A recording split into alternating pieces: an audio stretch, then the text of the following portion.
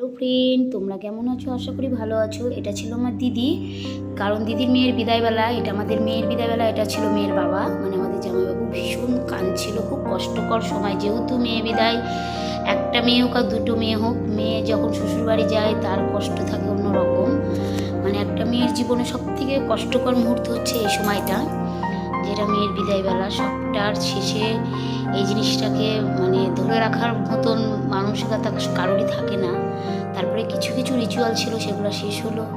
হওয়ার পরে ছিল কনকাঞ্জলি। সব থেকে কষ্টকর যেটা, সেটা হচ্ছে কনকাঞ্জলি। কোনোদিন একটা মেয়ে তার মা বাবার ঋণ তো শোধ করতে পারে না, এটা কখনোই সম্ভবও হয়ে ওঠে না।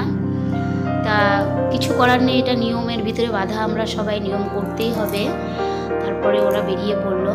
আমরা যাই হোক, কান্নাকাটি তো আছেই, তার ভিতরে সবাই ভালো থাকবে। আজকের মতো ভিডিও এখানেই। ভিডিওটাকে লাইক, কমেন্ট, শেয়ার করবে। চ্যানেলটাকে অবশ্যই তোমরা সাবস্ক্রাইব করবে।